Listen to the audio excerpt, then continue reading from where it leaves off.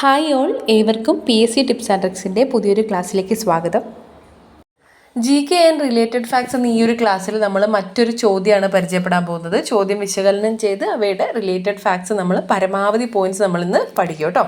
അപ്പോൾ ഒന്നാമത്തെ ചോദ്യം, ചട്ടമ്പി സ്വാമികളുമായി ബന്ധപ്പെട്ട പ്രസ്താവനകൾ ഏവ? ചട്ടമ്പി സ്വാമികളുമായി ബന്ധപ്പെട്ട പ്രസ്താവനകളാണ് താഴെ തന്നിരിക്കുന്നത്. ഇവ നോക്കിയിട്ട് വളരെ ശ്രദ്ധാപൂർവ്വം തന്നെ ഈ ഓപ്ഷൻസ് തിരഞ്ഞെടുക്കുക. കറക്റ്റായിട്ട് അറിയാവുന്നതാണെങ്കിലും തെറ്റാനായിട്ടുള്ള സാധ്യതയുണ്ട്. അപ്പോൾ ശ്രദ്ധിച്ച് വായിച്ച് തന്നെ ആൻസർ ചെയ്യുക കേട്ടോ. അപ്പോൾ ഓപ്ഷൻസ് ഒക്കെ ഒന്ന് വായിക്കാം. ഇവിടെ നമ്മുടെ ആൻസർ ഓപ്ഷൻ സി 2ഉം 3ഉം ആണ്. അതായത് ചട്ടമ്പി സ്വാമികളുടെ യഥാർത്ഥ പേര് അയ്യപ്പൻ എന്നായിരുന്നു. അതുപോലെ മൂന്നാമത്തേത് വേദാധികാര നിരൂപണം, പ്രാചീന മലയാളം എന്നിവ അദ്ദേഹത്തിൻ്റെ പ്രധാന കൃതികളാണ്.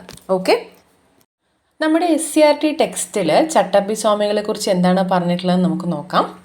ചട്ടമ്പി സ്വാമികൾ പ്രധാന പ്രസിദ്ധീകരണങ്ങളാണ് കൊടുത്തിട്ടുള്ളത്. പ്രാചീന മലയാളം, ആദിഭാഷ, വേദാധികാര നിരൂപണം. പ്രാചീന മലയാളം, ആദിഭാഷ, വേദാധികാര നിരൂപണം. ഇതാണല്ലേ നമ്മൾ ചോദ്യത്തിൽ കണ്ടത്. പ്രാചീന മലയാളം, ആദിഭാഷ, വേദാധികാര നിരൂപണം എന്നിവ ചട്ടമ്പി സ്വാമികളുടെ പ്രസിദ്ധീകരണങ്ങളാണ്. ഇനി പരിഷ്കാരങ്ങൾ നോക്കാം. അദ്ദേഹം ജാതി വ്യവസ്ഥയെയും യുക്തിരഹിതമായ സാമൂഹിക ആചാരങ്ങളെയും എതിർത്തു. ജാതി വ്യവസ്ഥയെയും യുക്തിരഹിതമായ സാമൂഹിക ആചാരങ്ങളെയും എതിർത്തു. മലയാള ഭാഷയ്ക്കും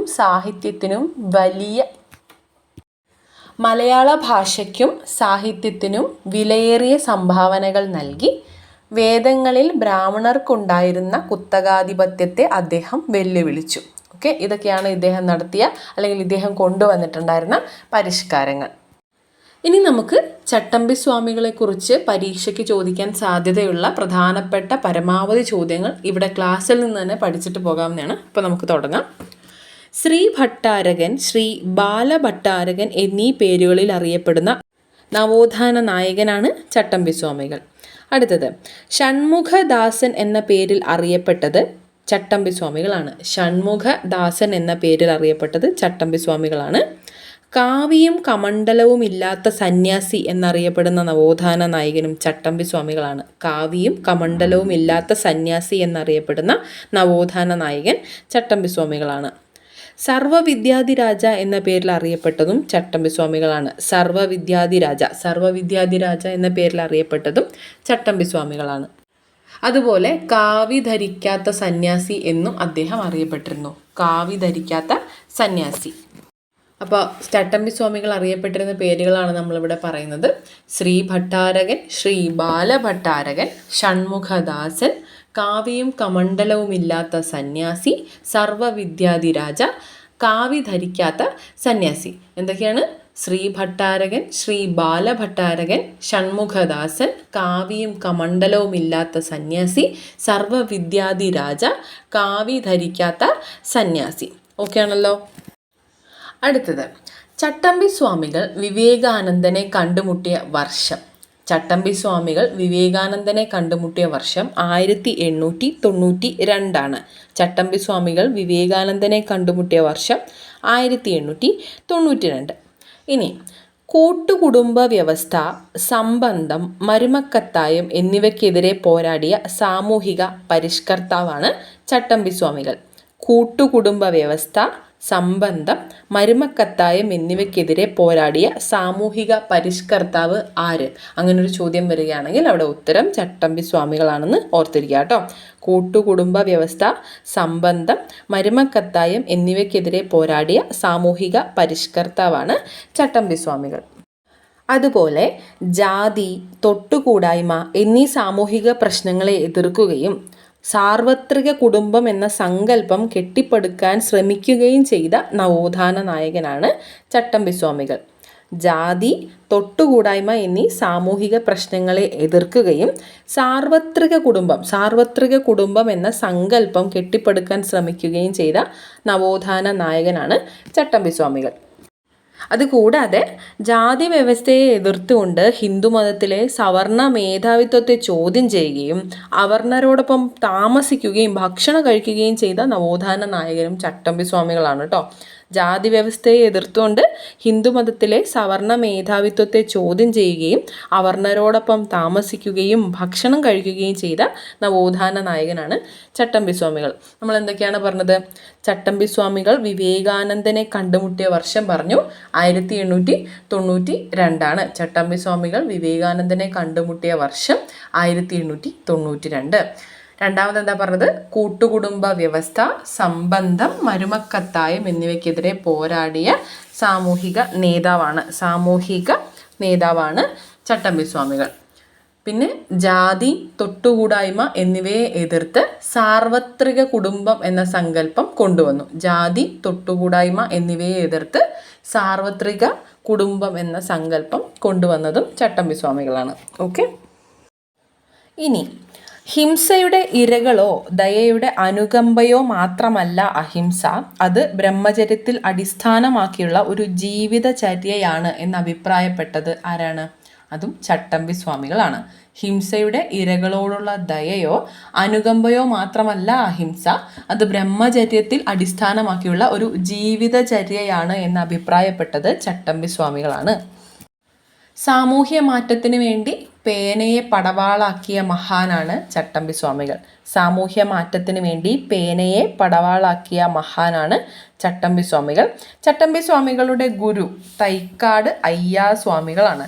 ചട്ടമ്പിസ്വാമികളുടെ ഗുരു തൈക്കാട് അയ്യാസ്വാമികൾ. നമ്മുടെ പരീക്ഷയിലൊക്കെ കാണാറുണ്ടല്ലേ, സ്റ്റേറ്റ്മെൻറ്റ് തന്നിട്ട് ഇത് ആരുടെ വാക്കുകളാണ് എന്ന രീതിയിലുള്ള ചോദ്യം. അപ്പോൾ അതുപോലെ വന്നാലൊന്നും നമ്മൾ മിസ് ചെയ്യാൻ പാടില്ല. അപ്പോൾ എന്താണ് നമ്മൾ പഠിച്ചത്? ഹിംസയുടെ ഇരകളോടുള്ള ദയയോ അനുകമ്പയോ മാത്രമല്ല അഹിംസ, അത് ബ്രഹ്മചര്യത്തിൽ അടിസ്ഥാനമാക്കിയുള്ള ഒരു ജീവിതചര്യയാണ് എന്ന് അഭിപ്രായപ്പെട്ടത് ചട്ടമ്പിസ്വാമികളാണ്. സാമൂഹ്യ മാറ്റത്തിന് വേണ്ടി പേനയെ പടവാളാക്കിയ മഹാനാണ് ചട്ടമ്പിസ്വാമികൾ. ചട്ടമ്പിസ്വാമികളുടെ ഗുരു തൈക്കാട് അയ്യാസ്വാമികൾ. ചട്ടമ്പിസ്വാമികൾ സർവവിദ്യാധിരാജൻ എന്നറിയപ്പെടുന്ന ചട്ടമ്പിസ്വാമികൾ ജനിച്ചത് 1853 ഓഗസ്റ്റ് 25-നാണ്.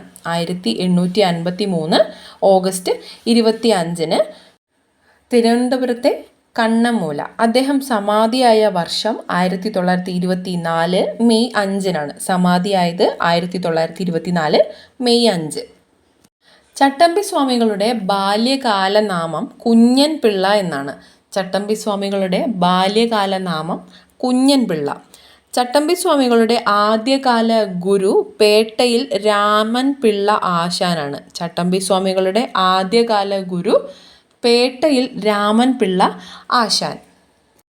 ഈ രാമൻപിള്ള ആശാൻ്റെ ഗുരുകുലത്തിലെ വിദ്യാർത്ഥികളുടെ പ്രതിനിധിയായിട്ടും അവരെ നിയന്ത്രിക്കുന്നതിനായിട്ടൊക്കെ കുഞ്ഞൻ പിള്ളയെ നിയോഗിച്ചിട്ടുണ്ടായിരുന്നു. അപ്പോൾ അതുകൊണ്ടാണ് അദ്ദേഹത്തെ ചട്ടമ്പിയായിട്ട്, അങ്ങനെയാണ് ചട്ടമ്പി എന്നൊരു പേര് ഇദ്ദേഹത്തിന് ലഭിച്ചിട്ടുള്ളത് കേട്ടോ. അപ്പോൾ ചട്ടമ്പി സ്വാമികളുടെ ആദ്യകാല ഗുരു പേട്ടയിൽ രാമൻപിള്ള ആശാൻ. ചട്ടമ്പി സ്വാമികളുടെ ബാല്യകാല നാമം കുഞ്ഞൻ പിള്ള. ഇനി ചട്ടമ്പി സ്വാമികൾ ശ്രീനാരായണ ഗുരുവിനെ കണ്ടുമുട്ടിയ വർഷം. ചട്ടമ്പി സ്വാമികൾ ശ്രീനാരായണ ഗുരുവിനെ കണ്ടുമുട്ടിയ വർഷം 1882. ചെമ്പഴന്തിക്കടുത്തുള്ള അണിയൂർ ക്ഷേത്രത്തിൽ വെച്ചാണ് കേട്ടോ ഇവർ കണ്ടുമുട്ടുന്നത്. ചെമ്പഴന്തിക്കടുത്തുള്ള, തിരുവനന്തപുരത്തെ ചെമ്പഴന്തിക്കടുത്തുള്ള അണിയൂർ ക്ഷേത്രത്തിൽ വെച്ചാണ് ഇവർ കണ്ടുമുട്ടുന്നത് 1882. ചട്ടമ്പി സ്വാമികൾ ശ്രീനാരായണ ഗുരുവിനെ കണ്ടുമുട്ടിയ വർഷം 1882. ചട്ടമ്പി സ്വാമികളെയും ശ്രീനാരായണ ഗുരുവിനെയും ഹഠയോഗ വിദ്യ അഭ്യസിപ്പിച്ച വ്യക്തിയാണ് തൈക്കാട് അയ്യാസ്വാമികൾ. തൈക്കാട് അയ്യാസ്വാമികൾ. ചട്ടമ്പി സ്വാമികളുടെ ഗുരുവായിട്ടുള്ള തൈക്കാട് അയ്യാസ്വാമികളാണ് ചട്ടമ്പി സ്വാമികളെയും അതുപോലെ ശ്രീനാരായണ ഗുരുവിനെയും ഹഠയോഗ വിദ്യ അഭ്യസിപ്പിച്ചിട്ടുള്ളത്. അടുത്തതായിട്ട് ചട്ടമ്പി സ്വാമികളെ കുറിച്ച് നമുക്ക് എന്താ പ്രധാനപ്പെട്ടവ നോക്കാം. നവമഞ്ചരി ചട്ടമ്പി സ്വാമികളോടുള്ള ബഹുമാനാർത്ഥം ശ്രീനാരായണ ഗുരു രചിച്ച കൃതിയാണ് നവമഞ്ചരി. ചട്ടമ്പി സ്വാമികളോടുള്ള ബഹുമാനാർത്ഥം ശ്രീനാരായണ ഗുരു രചിച്ച കൃതിയാണ് നവമഞ്ചരി. ഇനി സന്യാസം സ്വീകരിച്ചതിന് ശേഷം ചട്ടമ്പി സ്വാമികൾ സ്വീകരിച്ച പേരാണ് ഷൺമുഖദാസൻ. സന്യാസം സ്വീകരിച്ചതിന് ശേഷം ചട്ടമ്പി സ്വാമികൾ സ്വീകരിച്ച പേരാണ് ഷൺമുഖദാസൻ. ഷൺമുഖ ഭഗവാന്റെ, അതായത് മുരുക ഭഗവാന്റെ തീവ്ര ഭക്തനായതുകൊണ്ടാണ് കേട്ടോ ഷൺമുഖദാസൻ എന്നൊരു പേര് ഇദ്ദേഹം ചട്ടമ്പി സ്വാമികൾ സ്വീകരിച്ചത്. മുരുകൻ്റെ തീവ്ര ഭക്തനായതുകൊണ്ട് ഷൺമുഖദാസൻ. സന്യാസം സ്വീകരിച്ചതിന് ശേഷം ചട്ടമ്പി സ്വാമികൾ സ്വീകരിച്ച പേരാണ് ഷൺമുഖദാസൻ. ചട്ടമ്പി സ്വാമികളുടെ ജന്മസ്ഥലം നമ്മൾ പറഞ്ഞു അല്ലേ, എന്തായിരുന്നു? തിരുവനന്തപുരം ജില്ലയിലെ കണ്ണമൂല. അദ്ദേഹത്തിൻ്റെ സമാധി സ്ഥലം കൂടെ ഓർത്തിരിക്കുക, പന്മന. ചട്ടമ്പി സ്വാമികളുടെ സമാധി സ്ഥലമാണ് പന്മന. ഇനി ചട്ടമ്പി സ്വാമികളുടെ സമാധി സ്ഥലത്തിനടുത്ത് ശിഷ്യന്മാർ പണിത ക്ഷേത്രമാണ് ബാലഭട്ടാരക ക്ഷേത്രം. നമ്മൾ നേരത്തെ പറഞ്ഞു അല്ലേ, ശ്രീ ഭട്ടാരകൻ, ശ്രീ ബാലഭട്ടാരകൻ എന്നീ പേരുകളിൽ അറിയപ്പെടുന്ന നവോത്ഥാന നായകനാണ് ചട്ടമ്പി സ്വാമികൾ എന്ന്. അപ്പോൾ ആ ക്ഷേത്രത്തിൻ്റെ പേരെന്താണ്? ബാലഭട്ടാരക ക്ഷേത്രം. ചട്ടമ്പി സ്വാമികളുടെ സമാധി സ്ഥലത്തിനടുത്ത് ശിഷ്യന്മാർ പണിത ക്ഷേത്രമാണ് ബാലഭട്ടാരക ക്ഷേത്രം. അദ്ദേഹത്തിൻ്റെ സമാധി സ്ഥലമാണ് പന്മന. അപ്പോൾ ജന്മസ്ഥലവും കൂടെ കണക്ട് ചെയ്ത് തന്നെ ഓർത്തിരിക്കുക. തിരുവനന്തപുരം ജില്ലയിലെ കണ്ണമ്മൂലയിലാണ് ചട്ടമ്പി സ്വാമികളുടെ ജന്മസ്ഥലം. സമാധി സ്ഥലം പന്മനയിലാണ്. ഇതിനോടൊപ്പം തന്നെ ചേർത്ത് പഠിക്കേണ്ട മറ്റൊരു സ്ഥലപ്പേര് കൂടി ഉണ്ട് കേട്ടോ. അതായത് ചട്ടമ്പി സ്വാമികൾക്ക് ജ്ഞാനോദയം ലഭിച്ച സ്ഥലം. ചട്ടമ്പി സ്വാമികൾക്ക് ജ്ഞാനോദയം ലഭിച്ച സ്ഥലമാണ് വടിവീശ്വരം, തമിഴ്നാടാണ്. വടിവീശ്വരം, തമിഴ്നാട്. ഇതിനോട് കൂടി ചേർത്തൊന്ന് നോട്ട് ചെയ്യാം കേട്ടോ. വടിവീശ്വരം, തമിഴ്നാട്. ചട്ടമ്പി സ്വാമികൾക്ക് ജ്ഞാനോദയം ലഭിച്ച സ്ഥലമാണ് വടിവീശ്വരം, തമിഴ്നാട്. അപ്പോൾ എന്താണ് നവമഞ്ജരി, അല്ലെങ്കിൽ ആരാണ് നവമഞ്ജരി രചിച്ചത്? ചട്ടമ്പി സ്വാമികളോടുള്ള ബഹുമാനാർത്ഥം ശ്രീനാരായണ ഗുരു രചിച്ച കൃതിയാണ് നവമഞ്ജരി. ചട്ടമ്പി സ്വാമികളോടുള്ള ബഹുമാനാർത്ഥം ശ്രീനാരായണ ഗുരു രചിച്ച കൃതിയാണ് നവമഞ്ജരി. സന്യാസം സ്വീകരിച്ചതിന് ശേഷം ചട്ടമ്പി സ്വാമികൾ സ്വീകരിച്ച പേരാണ് ഷൺമുഖദാസൻ. ഷൺമുഖദാസൻ എന്നറിയപ്പെടുന്ന നവോത്ഥാന നായകൻ ആരാണ്? ചട്ടമ്പി സ്വാമികളാണ് കേട്ടോ. ചട്ടമ്പി സ്വാമികൾ. സമാധി സ്ഥലം, ചട്ടമ്പി സ്വാമികളുടെ സമാധി സ്ഥലമാണ് പന്മന. ജന്മസ്ഥലം എവിടെയാണ്? തിരുവനന്തപുരം ജില്ലയിലെ കണ്ണമ്മൂല. സമാധി സ്ഥലം പന്മന. ചട്ടമ്പി സ്വാമികൾക്ക് ജ്ഞാനോദയം ലഭിച്ച സ്ഥലം എവിടെയാണ്? വടിവീശ്വരം, തമിഴ്നാട്. ചട്ടമ്പി സ്വാമികൾക്ക് ജ്ഞാനോദയം ലഭിച്ച സ്ഥലം വടിവീശ്വരം, തമിഴ്നാട്. ചട്ടമ്പി സ്വാമികളുടെ സമാധി സ്ഥലത്തിനടുത്ത് അദ്ദേഹത്തിൻ്റെ ശിഷ്യന്മാർ പണിത ക്ഷേത്രം. ചട്ടമ്പി സ്വാമികളുടെ സമാധി സ്ഥലത്തിനടുത്ത് അദ്ദേഹത്തിൻ്റെ ശിഷ്യന്മാർ പണിത ക്ഷേത്രമാണ് ബാലഭട്ടാരക ക്ഷേത്രം. അടുത്തത്, ഹിന്ദു മതത്തിൽ നിന്നും ക്രിസ്തു മതത്തിലേക്കുള്ള മതപരിവർത്തനത്തെ എതിർത്തിരുന്ന നവോത്ഥാന നായകനാണ് ചട്ടമ്പി സ്വാമികൾ. ഹിന്ദു മതത്തിൽ നിന്നും ക്രിസ്തു മതത്തിലേക്കുള്ള മതപരിവർത്തനത്തെ എതിർത്തിരുന്ന നവോത്ഥാന നായകൻ ആരാണ്? ചട്ടമ്പി സ്വാമികളാണ്. ഇനി സസ്യഭക്ഷണത്തിൻ്റെ പ്രാധാന്യവും അഹിംസയും പ്രചരിപ്പിക്കുന്നതിൽ പ്രധാന പങ്കുവഹിച്ച നവോത്ഥാന നായകനാണ് ചട്ടമ്പി സ്വാമികൾ. സസ്യഭക്ഷണത്തിൻ്റെ പ്രാധാന്യവും അഹിംസയും പ്രചരിപ്പിക്കുന്നതിൽ പ്രധാന പങ്കുവഹിച്ചു ചട്ടമ്പി സ്വാമികൾ.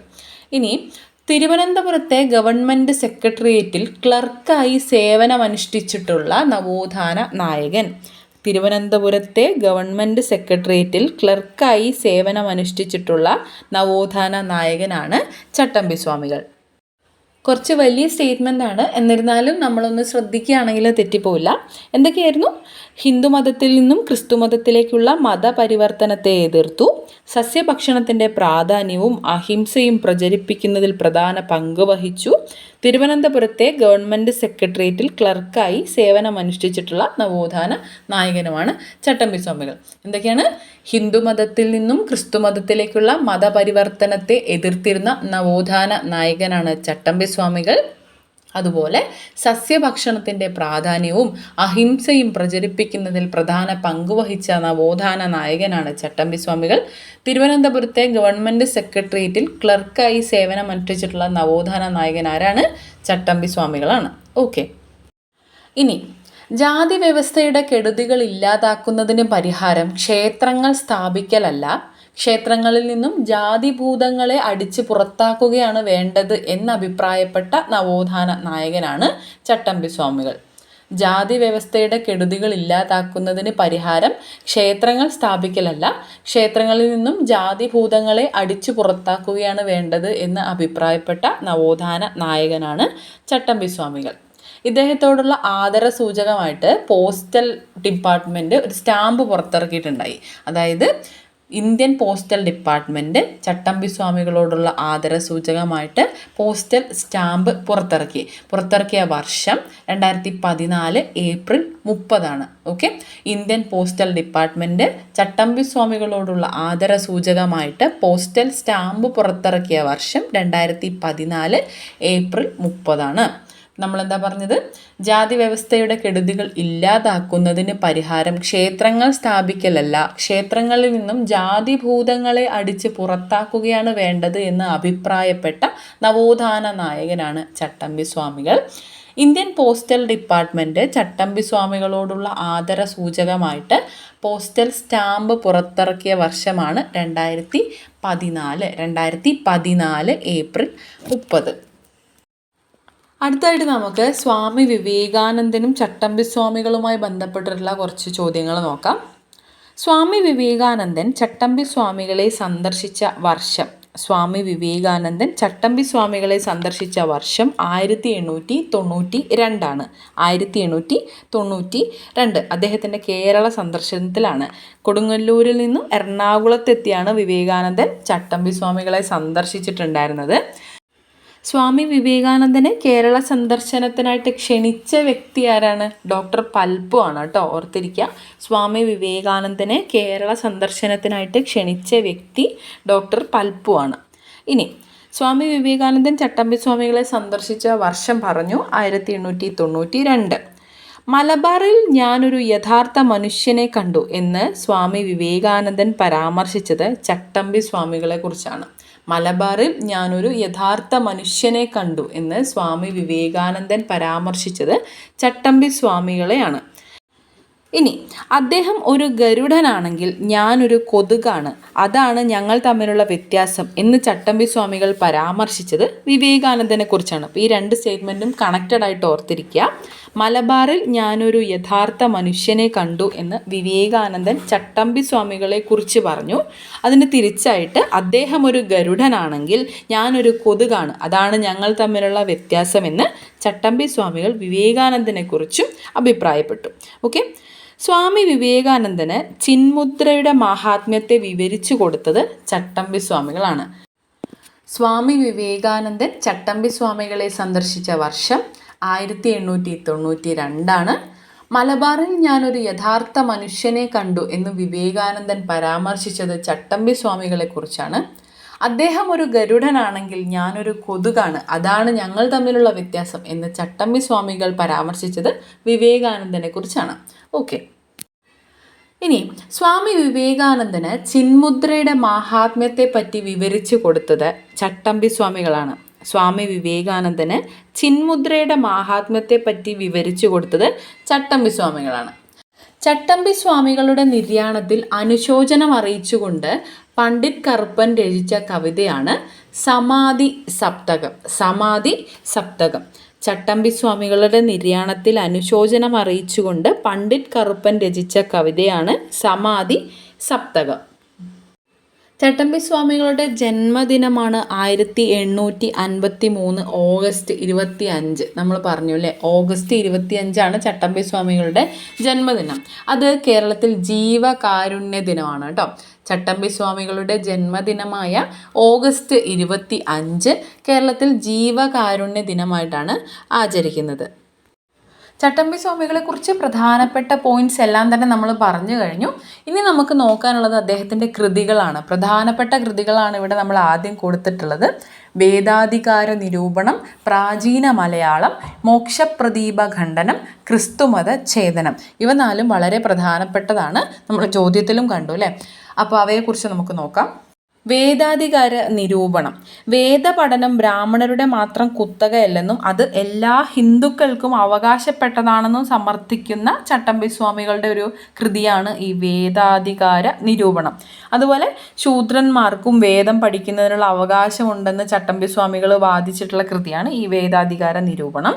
തീ പോലുള്ള വാക്കുകൾ കത്തിപ്പോകാഞ്ഞത് ഭാഗ്യം എന്ന് വിവേകാനന്ദൻ അഭിപ്രായപ്പെട്ടത് ഈ കൃതിയെക്കുറിച്ചാണ്. തീ പോലുള്ള വാക്കുകൾ കത്തിപ്പോകാത്തത് ഭാഗ്യം എന്ന് വിവേകാനന്ദൻ അഭിപ്രായപ്പെട്ട ചട്ടമ്പി സ്വാമികളുടെ കൃതിയാണ് വേദാധികാര നിരൂപണം. അടുത്തത് പ്രാചീന മലയാളമാണ്. പ്രാചീന മലയാളം ചട്ടമ്പി സ്വാമികളുടെ ഏറ്റവും വലിയ കൃതിയാണ്. ചട്ടമ്പി സ്വാമികളുടെ ഏറ്റവും വലിയ കൃതിയാണ് പ്രാചീന മലയാളം. പരശുരാമൻ കേരളത്തെ ബ്രാഹ്മണർക്ക് ദാനമായി നൽകി എന്ന പുരാവൃത്തത്തെ ഖണ്ഡിക്കുന്ന ചട്ടമ്പി സ്വാമികളുടെ കൃതിയാണ് ഈ പ്രാചീന മലയാളം. പരശുരാമൻ കേരളത്തെ ബ്രാഹ്മണർക്ക് ദാനമായി നൽകി എന്ന പുരാവൃത്തത്തെ ഖണ്ഡിക്കുന്ന ചട്ടമ്പി സ്വാമികളുടെ കൃതിയാണ് പ്രാചീന മലയാളം. ബ്രഹ്മാനന്ദ ശിവയോഗിയുടെ കൃതിയായിട്ടുള്ള മോക്ഷപ്രദീപത്തെ വിമർശിച്ചുകൊണ്ട് ചട്ടമ്പി സ്വാമികൾ രചിച്ച കൃതിയാണ് മോക്ഷപ്രദീപ ഖണ്ഡനം. അപ്പോൾ നമുക്കിവിടെ നോക്കാനായിട്ട് ബ്രഹ്മാനന്ദ ശിവയോഗിയുടെ കൃതിയാണ് മോക്ഷപ്രദീപം എന്ന് നമുക്ക് മനസ്സിലാക്കാം. അതിനെ വിമർശിച്ചുകൊണ്ട് ചട്ടമ്പി സ്വാമികൾ എഴുതിയ കൃതിയാണ് മോക്ഷപ്രദീപ ഖണ്ഡനം എന്ന് നമ്മൾ ഇവിടെ പഠിക്കണം. ഓക്കെ, ബ്രഹ്മാനന്ദ ശിവയോഗിയുടെ കൃതിയായ മോക്ഷപ്രദീപത്തെ വിമർശിച്ചുകൊണ്ട് ചട്ടമ്പി സ്വാമികൾ രചിച്ച കൃതിയാണ് മോക്ഷപ്രദീപ ഖണ്ഡനം. അപ്പം മോക്ഷപ്രദീപം ആരുടെ കൃതിയാണ്? ബ്രഹ്മാനന്ദ ശിവയോഗിയുടേതും മോക്ഷപ്രദീപ ഖണ്ഡനം ചട്ടമ്പി സ്വാമികളുടേതുമാണ്. ഓക്കെ, ക്രിസ്തീയ മിഷണറിമാരുടെ കേരളത്തിലെ പ്രവർത്തനങ്ങളെ ശക്തമായി എതിർക്കുകയും അവയെ വിമർശിക്കുകയും ചെയ്ത ചട്ടമ്പി സ്വാമികളുടെ കൃതിയാണ് ക്രിസ്തുമത ചേതനം. ക്രിസ്തീയ മിഷണറിമാരുടെ കേരളത്തിലെ പ്രവർത്തനങ്ങളെ ശക്തമായി എതിർക്കുകയും വിമർശിക്കുകയും ചെയ്ത ചട്ടമ്പി സ്വാമികളുടെ കൃതിയാണ് ക്രിസ്തുമത ചേതനം.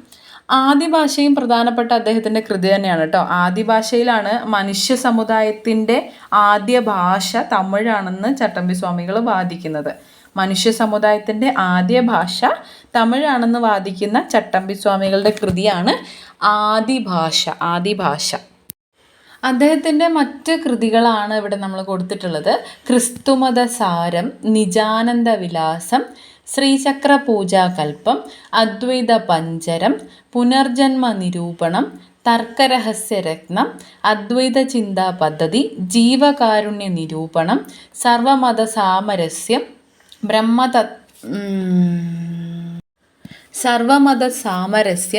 ബ്രഹ്മത്വ നിർഭാസം, തമിഴകം എന്നിവ.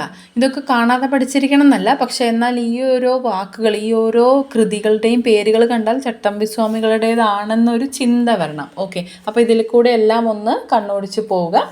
ആദിഭാഷ, ക്രിസ്തുമത സാരം, നിജാനന്ദ വിലാസം, ശ്രീചക്ര പൂജാകൽപ്പം, അദ്വൈത പഞ്ചരം, പുനർജന്മ നിരൂപണം, തർക്കരഹസ്യരത്നം, അദ്വൈത ചിന്താ പദ്ധതി, ജീവകാരുണ്യ നിരൂപണം, സർവമത സമാരസ്യം, ബ്രഹ്മത്വ നിർഭാസം, തമിഴകം.